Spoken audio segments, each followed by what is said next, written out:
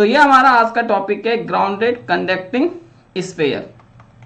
तो इस चीज को हम यहाँ पे समझते हैं कि ये हमारे पास क्या चीज है। अब देखो फ्रेंड्स, ये हमारे पास एक स्फीयर है। हम यहाँ पे एक स्फीयर बना लेते हैं। ये मेरे पास एक स्फीयर है इस टाइप का, ठीक है। ये हमारे पास एक स्फीयर है जिसकी रेडियस कितनी है मेरे पास r।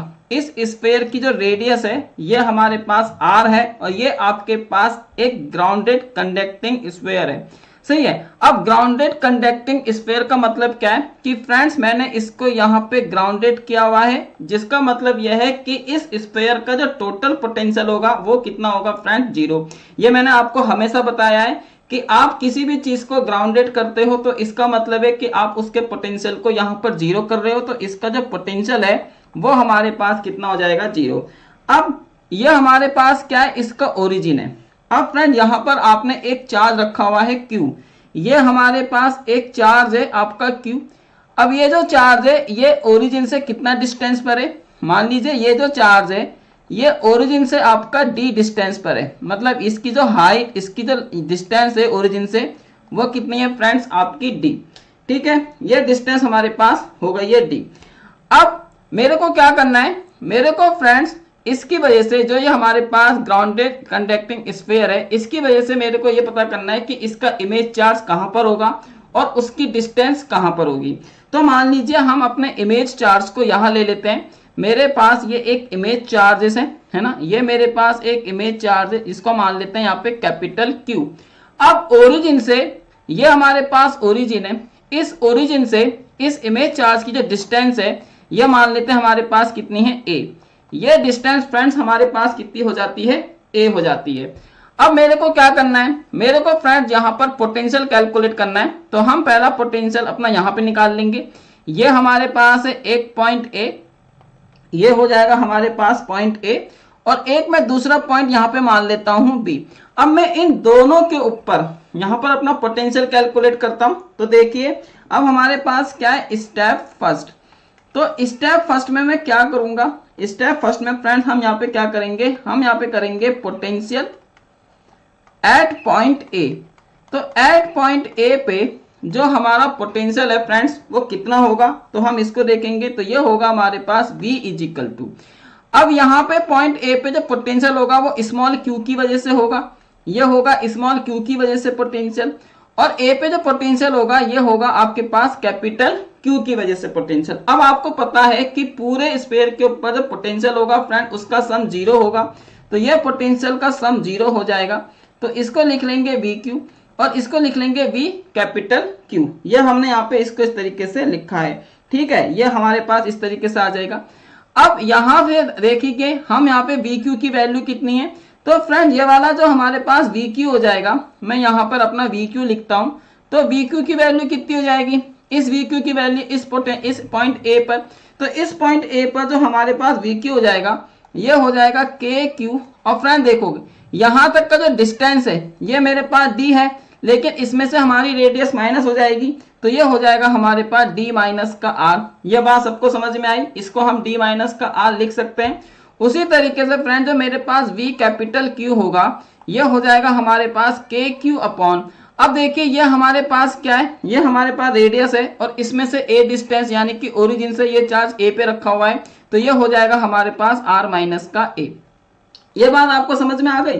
तो अब मैं इन वैल्यूज को यहाँ पे पुट कर देता हूँ। तो 0 इज इक्वल टू ये हो जाएगा KQ अपॉन D माइनस का R प्लस ये हो जाएगा हमारे पास K कैपिटल Q और R माइनस का A। तो ये हमारे पास है। अब यहां से हमारे पास जो इक्वेशन आ जाएगी हम इसको ऐसे लिख लेंगे KQ ओवर D माइनस का R is equal to friends ये हो जाएगा माइनस का KQ ओवर R माइनस का A। इसको मैं इक्वेशन नंबर 1 मान लेता हूं कि ये हमारे पास आपका 1 हो गया। तो ये बात समझ में आई। अब हम यहाँ पे निकालेंगे स्टेप 2। तो फ्रेंड जो हमारा स्टेप 2 होगा इसमें हम क्या करेंगे, हम यहाँ पे निकालेंगे पोटेंशियल एट पॉइंट बी, कि पॉइंट बी पे आपका कितना पोटेंशियल होगा, ये हमको फ्रेंड्स कैलकुलेट करना है कि एट पॉइंट बी पे आपका पोटेंशियल कितना होगा। अब देखिए मैं इस वाले पॉइंट की बात कर रहा हूं, तो इस Q से इस b तक का जो डिस्टेंस होगा वो d प्लस आर हो जाएगा। तो सबसे पहले लिख लेते हैं v is equal to V Q plus का ये हो जाएगा v कैपिटल Q। अब यहाँ पे इसकी जो वैल्यू होगी ये होगी के क्यू अपॉन डी प्लस का आर। ये बात समझ में आ गई होगी फ्रेंड्स आपको, डी प्लस का आर मैंने क्यों लिखा, तो इसको मैं लिख सकता हूँ यहाँ पे डी प्लस का आर और प्लस ये हो जाएगा के क्यू ओवर, और आप इसको क्या लिखेंगे आर प्लस का ए, ये हो जाएगा हमारे पास आर प्लस का ए और इजिकल टू में 0। तो ये हमारे पास इजिकल टू में 0 आ गया। तो अब आप इसको ऐसे करके लिख सकते हैं के क्यू ओवर ये हमारे पास है डी प्लस का आर इजिकल टू माइनस ये हो जाएगा के क्यू ओवर और आर प्लस का ए। ये आ गई हमारे पास इक्वेशन नंबर 2। तो फ्रेंड यहाँ तक आपको समझ में आया? अगर यहाँ तक की बात आपको समझ में आ गई है तो कमेंट बॉक्स में मेरे को यस लिख देना, ठीक है। अब देखिए मैं क्या करता हूँ, अब हमारे पास जो चीज होने वाली है यहाँ पे जबरदस्त होने वाली है। देखो मैं इसका क्रॉस मल्टीप्लाई करता हूँ तो ये हो जाएगा के क्यू और आप इसको लिखेंगे आर माइनस का ए इजिकल टू माइनस आप इसको लिखेंगे के क्यू, ये हो जाएगा फ्रेंड हमारे पास डी माइनस का आर। तो ये हमारे पास है। इसी तरीके से फ्रेंड्स मैं यहाँ पे इसको लिख लूंगा, ये हो जाएगा हमारे पास K Q is equal to R plus का ए इजिकल टू माइनस ये हो जाएगा के क्यू और डी प्लस का आर। तो ये हमारे पास हो गई इक्वेशन नंबर 3। अब ये जो हमारे पास इक्वेशन नंबर 3 है और ये हमारे पास क्या है आपकी इक्वेशन नंबर, इसको मान लेते हैं ए है ना, या इसको हम 4 मान लेते हैं, वहां पे 3 मान लिया तो ये हमारे पास क्या हो जाएगी आपकी 4 हो जाएगी। अब इस केस से आपका ये वाला के कैंसिल, देखो फ्रेंड्स, और इस केस से आपका ये वाला के कैंसिल। तो हमने यहाँ पे इसको इस तरीके से लिखा है। अब मैं इसको क्या करता हूँ तो ये हमारे पास हो जाएगा, और फ्रेंड यहाँ से कितना आएगा क्यू, ये हमारे पास हो जाएगा क्यू और आप इसको लिखेंगे यहाँ पे आर माइनस का ए इजिकल टू माइनस ये हो जाएगा क्यू और आप इसको यहाँ पे लिख लेंगे डी माइनस का आर। तो सही है फ्रेंड्स, ये इस तरीके से हमारे पास हो जाएगा, ये हमारे पास है। अब मैं इसके अंदर मल्टीप्लाई कर लेता हूँ। तो फ्रेंड्स अगर मैं इसके अंदर मल्टीप्लाई करता हूँ तो देखो मेरे पास क्या आ जाएगा, ये आ जाएगा मेरे पास क्यू आर प्लस का ये हो जाएगा Q A is equal to minus ये हो जाएगा फ्रेंड्स हमारे पास डी क्यू और माइनस ये हो जाएगा हमारे पास कितना क्यू आर, ठीक है। इसको मैं ऐसे करके लिख सकता हूँ।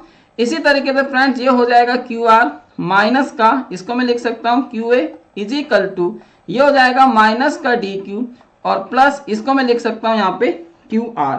तो ये हमारे पास इस तरीके से निकल कर आ गया। अब देखो फ्रेंड इसको मैं कर देता हूँ ऐड। तो अगर मैं इसको ऐड कर देता हूँ तो मेरा इस क्यू से ये वाला क्यू के कैंसिल और इस क्यू आर से आपका ये वाला क्यू आर कैंसिल। तो यहाँ से बचा आपके पास 2 Q R is equal to minus का ये बचा 2 क्यू डी, ठीक है फ्रेंड्स। तो ये हमारे पास इस तरीके से बचा।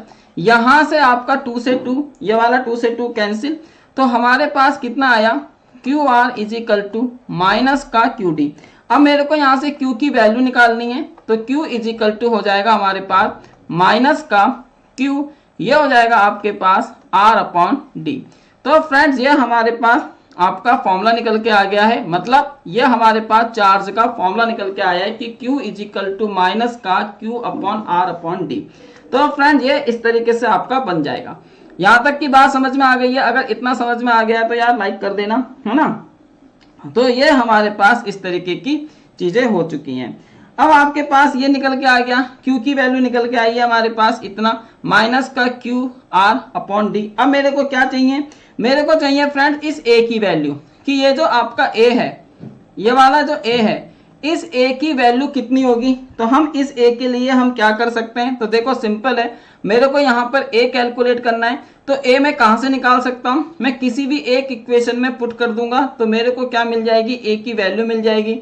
आप चाहे इस वाली इक्वेशंस को ले लीजिए, आप इस वाली इक्वेशंस को ले लीजिए, आप किसी भी एक इक्वेशंस को ले लो और उसमें इस ए की वैल्यू को पुट करो और आपका आंसर आ जाएगा, ठीक है। तो हम क्या करते हैं, हम किसी भी एक इक्वेशन को उठा लेते हैं और उसमें अगर मैं इस वैल्यू को पुट करूंगा तो मेरे पास जो इसका आंसर आएगा मैं डायरेक्ट लिख देता हूं कि a इजिकल टू यह आ जाएगा आपके पास आर स्क्वायर अपॉन डी, ठीक है। आप किसी भी एक इक्वेशन में इस q की वैल्यू को पुट कर देना, आप चाहे इसमें पुट कर लो, आप किसी भी एक इक्वेशन में पुट करेंगे तो आपको a की वैल्यू कितनी मिल जाएगी, आर स्क्वायर अपॉन डी, ठीक है फ्रेंड्स। तो यहां से हमने देखो q भी कैलकुलेट कर लिया और हमने यहां से a भी कैलकुलेट कर लिया। तो इसका मतलब है कि अगर आपके पास एक स्फेरिकल ग्राउंडेड कंडक्टिंग स्फेयर है तो उसके लिए जो हमारे पास Q की वैल्यू होती है वो होती है माइनस का, ये हो जाएगा फ्रेंड्स आपका R/d और इंटू Q। ये आपको याद रखना है, ये वैल्यू आपको डायरेक्ट याद होनी चाहिए क्योंकि ये MCQ क्वेश्चन में डायरेक्ट पूछा जाता है। और फ्रेंड जो आपके पास डिस्टेंस होगा यानी कि डिस्टेंस फ्रॉम द ओरिजिन, जो आपके पास इमेज चार्ज है वो हो जाएगा हमारे पास R²/d।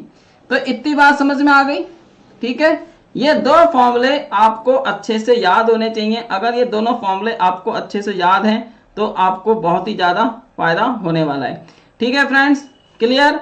तो इस तरीके से आप यहाँ पर इसको देख सकते हैं।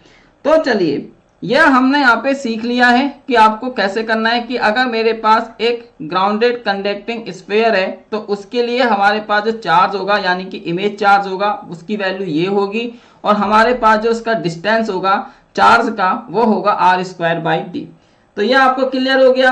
अगर क्लियर हो गया है तो बहुत ही अच्छी बात है।